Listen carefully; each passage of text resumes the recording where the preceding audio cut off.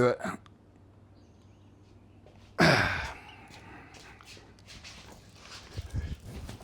right, you ready? Yep.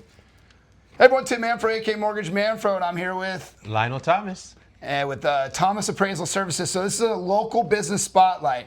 This is going to be covering Lionel's history in the business and also some important things that you guys are going to want to know about appraisals. So I didn't do the hook. Let's start over. All right. I'll start with the hook, and then I'll say that stuff. All right. All right, so today we're going to be spotlighting a key player in the real estate transaction, appraisals.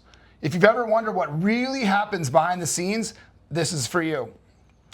So I'm here today, Tim Manfro, AK Mortgage Manfro, local business spotlight. I'm here with Lionel Thomas, Thomas Appraisal Company. So I'm so excited to basically dive into Lionel's journey as an appraiser and fill you guys in with some really important things that anyone that is like buying or selling a house, owns a house, is really going to need to know about appraisals. So why don't you first off tell me a little bit about your company? All right. The company is called Thomas Appraisal Company. I'm what's called a certified residential real estate appraiser. Born and raised in Ontario. We also have what's called an appraisal management company license. So we have the authority to somewhat broker out appraisals for mortgage banks, for trust and estates, for families, law offices, whoever needs them. Is that a good answer? Yeah, totally. No, I mean, so basically if someone needs an appraisal, even like out of the area, you're going to be able to hook them up with someone that's going to be qualified. Yes, we use a tool called Appraisal Scope. We have a couple of different tools, but our most common one is called Appraisal Scope, and we can use that to access appraisers really nationwide. So if your appraisal is RESPA related, there is additional regulations there, but if it's not RESPA related, we can help you, no problem, U.S. nationwide. Perfect. So why does this matter to buyers and sellers? Like why would someone want to connect with an appraiser? Well, it's an independent third-party source about your market. So if you really want to know what the property is worth, you want to get an independent opinion, unbiased opinion, an appraiser is your man. Generally, for a couple $100, you're going to get high-level intel that you may not know yourself, and even the people you work with may not know. It's really a no-brainer in my eyes. Perfect. All right, cool, man. Why don't you tell me, like, how did you originally get into appraisals? My grandmother. My grandmother was an appraiser before me. Yeah, so I helped my grandmother transition from typewriter to computer. How long was she appraising for? Like, was that her career her whole life? Or? No, she retired from the Housing Authority of San Bernardino County. Okay. And as her, through her retirement, I want to say like 1994, appraisers began getting licenses, and she went off and got her license. We worked for Fannie Mae NPDC, the National Property Disposition Center.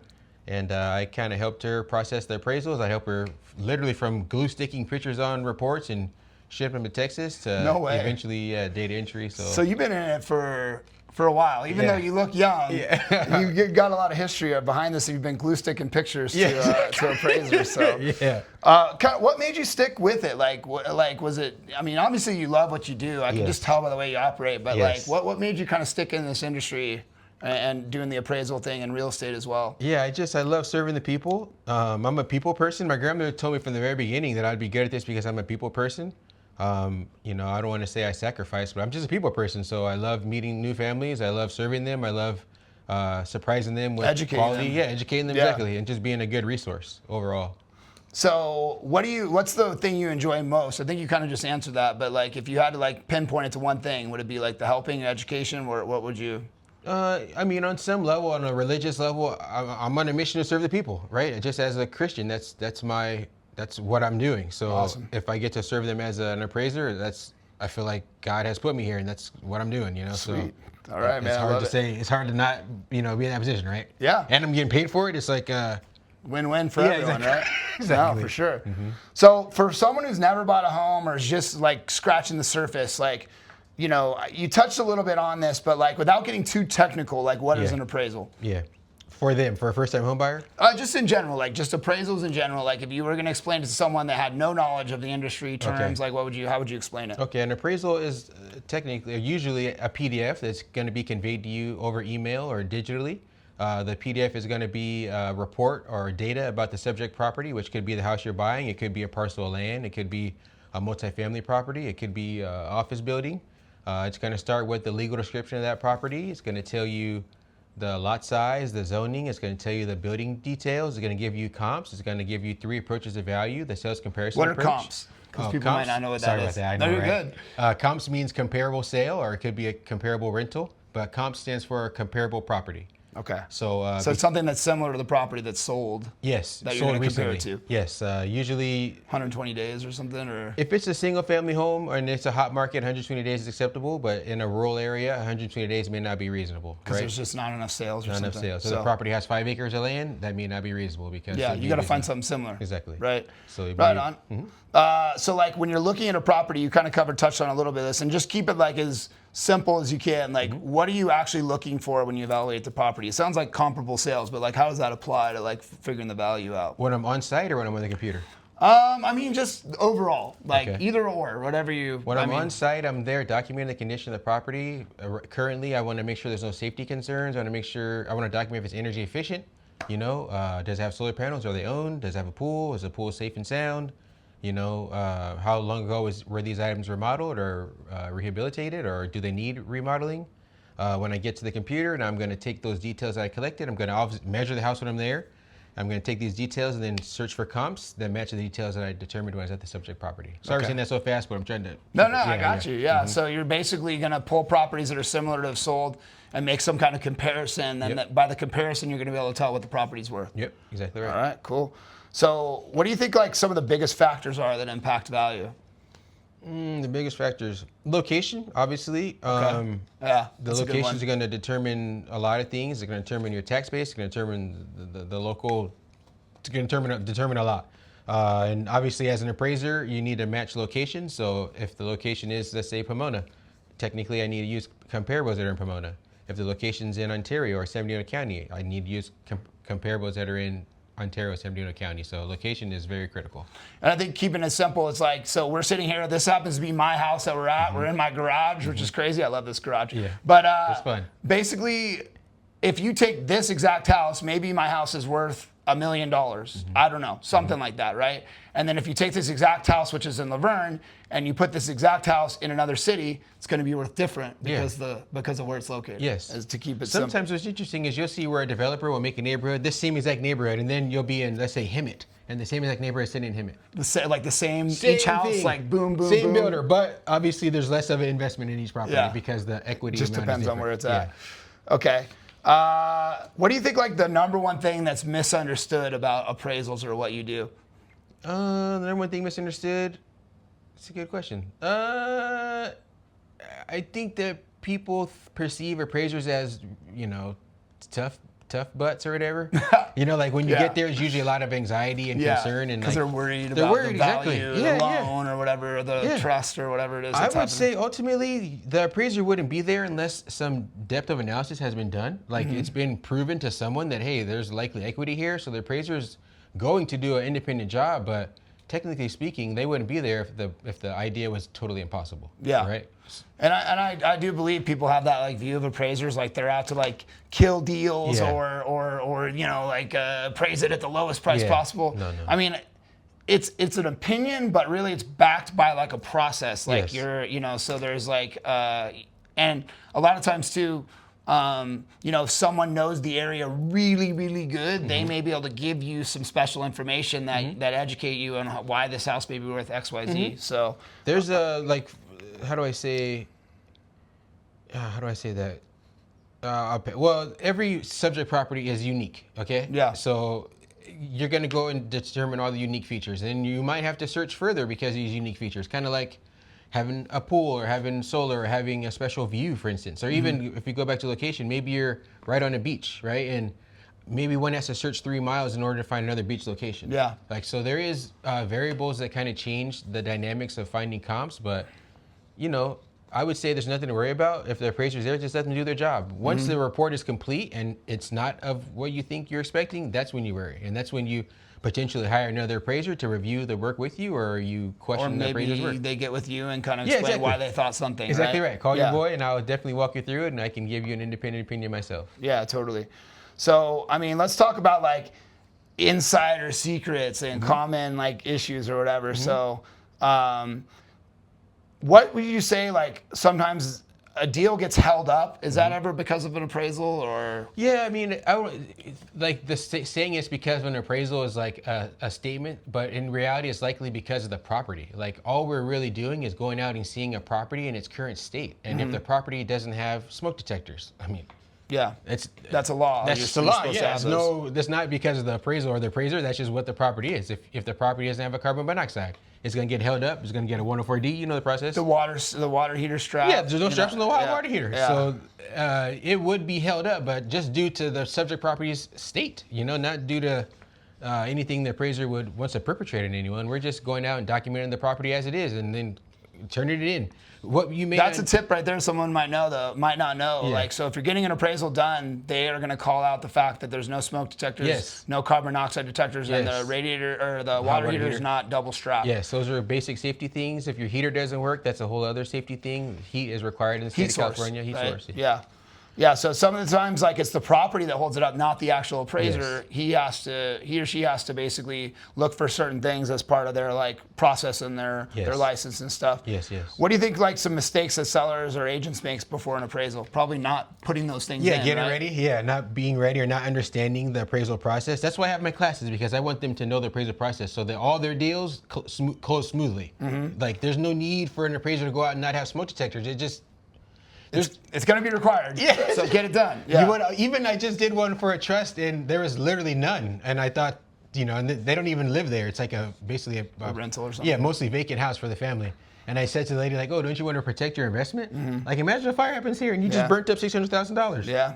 No, for sure. That's why they force people to do it, because they won't normally do it on their own. Some of them, at least. Yeah.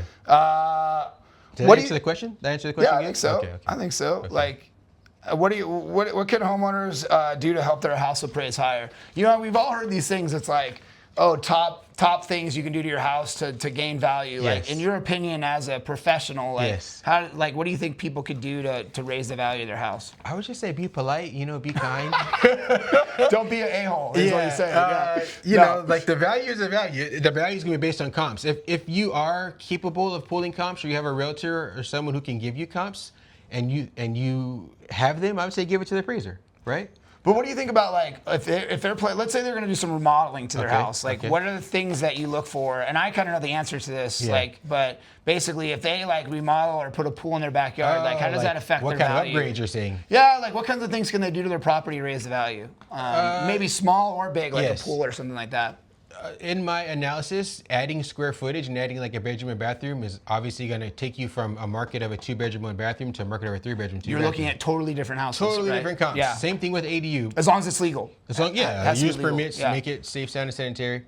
Same thing with ADU, but in some markets, there's not a lot of ADU comparables, so make sure that while the income approach to value works with ADU, sometimes there's not a lot of comps, so make sure you do your research there.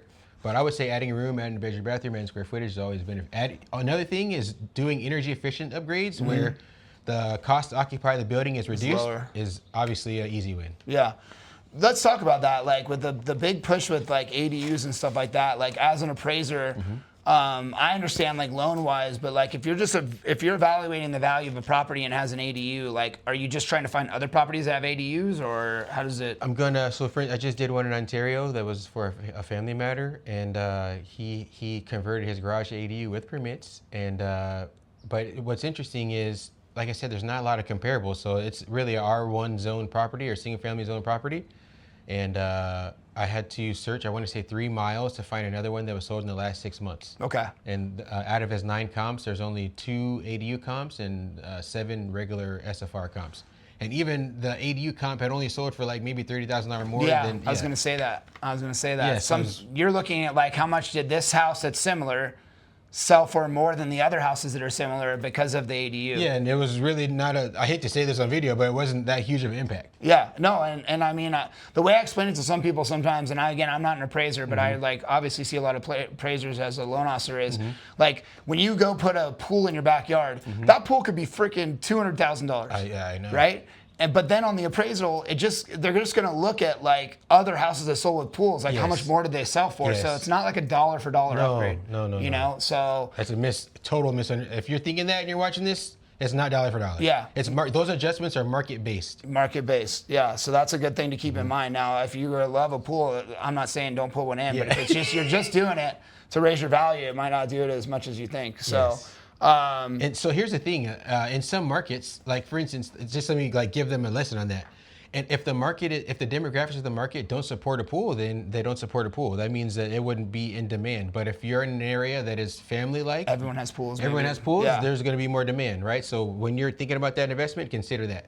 Oh, and I mean, I do a lot of transactions in LA. And LA right now, like, there's just a lot of ADUs that are tied to properties. Exactly. So there's more more data demand. For you to see, and they can see the difference in stuff selling. So exactly, you get it. Think about that as you're making your investment. Like, does this marketplace support what I want? Yeah. Yeah, and I mean, I've seen it too, where people improve their properties, and then they want to get this price, but it's not possible just because nothing else is like the house that they've created. So that's called an over improvement. There you go. In the appraisal side. So what do you think what does not actually impact value?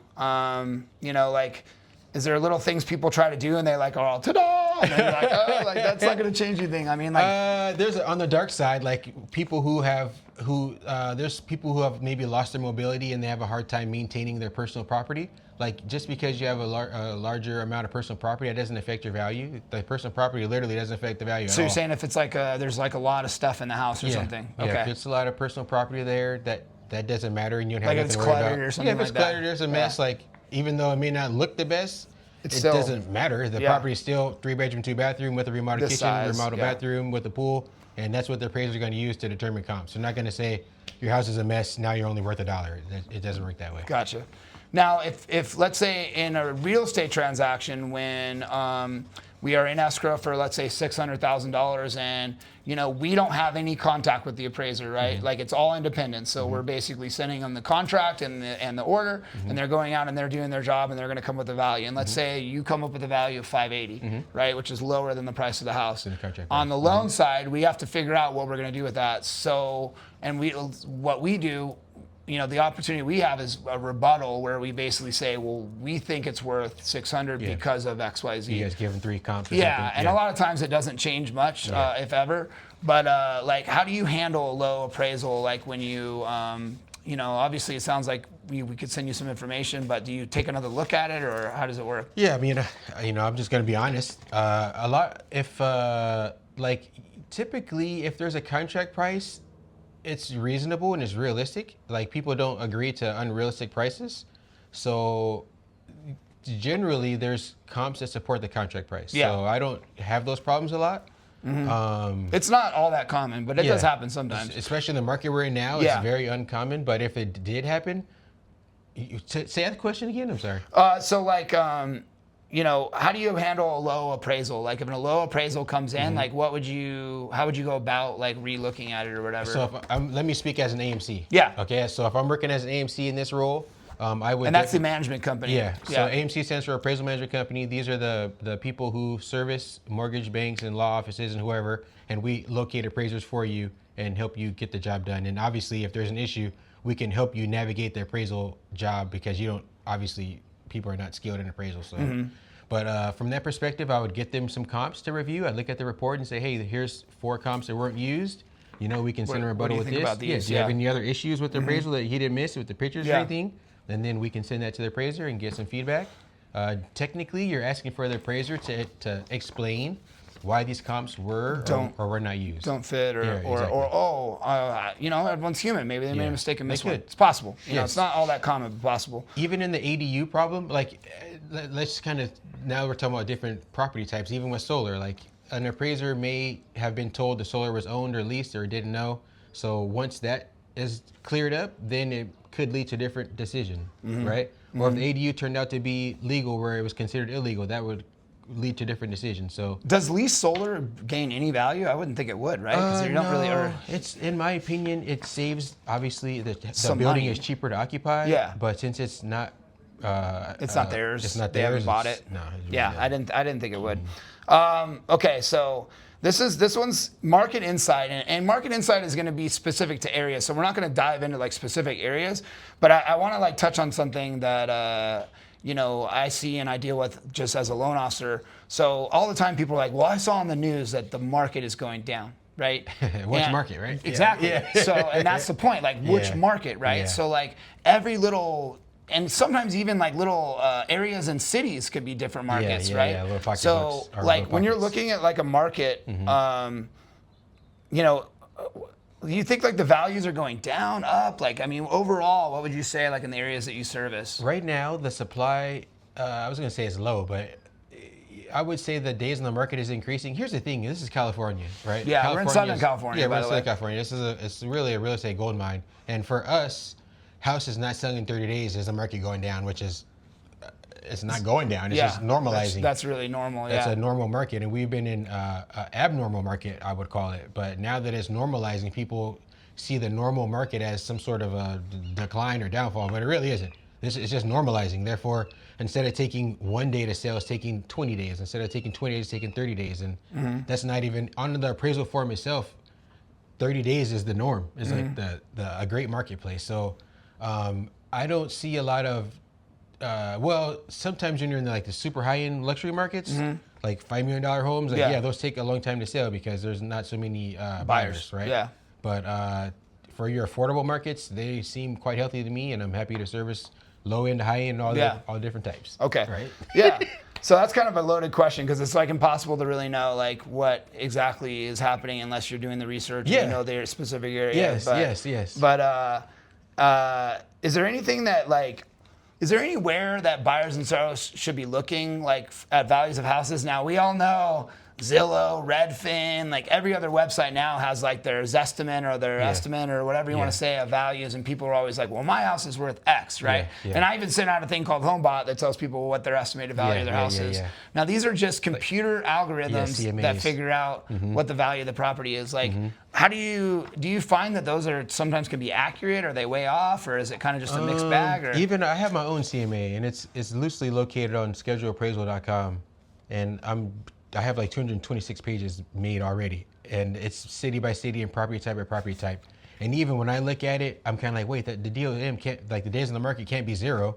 So because it's a computer-based process, you have to miss things. Yeah, it misses things. Yeah. Right. It's not human. So it's almost scared to promote it because I realize that these mathematics are square, but at the same time, I can't look at all 226 pages a day to review what's on there. Yeah. So obviously those are good indicators, but don't treat them as the real value. Yeah, exactly. Yeah. And sometimes the value that you see there is not different than what it could sell for. Yeah, maybe it could be more or less. I mean, you would need to know like the snapshot of time. Like from an appraisal standpoint, value is something that's done at a time. So you want to know, when is that home bought from? Is that from June of 2025? Yeah. Is that from this month or last month? It's supposed to be looking every month, but who knows? Yes. I don't know. Yes. Well, they might send you a forged email from February 2020. Yeah. To 2022, like before here's a million. Yeah, exactly. Right. Yeah. So you want to make sure that valuation or whatever you're looking at is something that's current, so that it is at least grounded in current facts. And then obviously you want to talk to a professional that can maybe give you a second opinion, so that you know what you're looking at is factual. Yeah. So, I mean, it's a good place to look to keep a general eye on your value, but if you really want to know what's worth, you got to get an appraisal. Yeah, for sure. What would you say the cost of appraisals are generally? Let's say for like a single family, just standard home, not a huge piece of land, just kind of the average cost. And usually if I'm just working for a family, like right now I'm doing a lot of date of death appraisals, I usually charge them $300. Okay. Yeah. So $300. Yeah. And you could basically get a professional to come out and give you the real opinion of your property. That's done on what's called a URAR form, Uniform Residential Appraisal Report. That's for technically a single family home. And then as it gets more complicated, bigger, more land, more units and stuff, then obviously the price goes up from there. It's more complex. Now, let's say if someone needs an appraisal, how do they get in contact with you? You can call me directly on my cell phone, 909-510-3353. You can go to scheduleappraisal.com and fill out a form. And I'll get the form and reply. And there's actually a calendar link right on scheduleappraisal.com in the bottom, like left-hand corner, a little calendar. You can click on there and schedule right now if you really want. Right on. Yeah. Well, this has been a pleasure talking to you, man. You've shared so much great insights on this stuff. I encourage you guys all to basically reach out to him, get some more information if you can. But basically what we're going to be doing is we're going to be doing these little things, local business spotlights. Some will be real estate related, some not. And it just goes to show you, who you work with matters. Like, I have access to basically help you guys connect with him. I can ask him questions and basically help you guys figure out navigating appraisals. So thank you for checking it out. Check out some of our other videos, like and subscribe. Thanks for watching. Cool. Thank you, brother. That was good. Yeah. It worked. Super one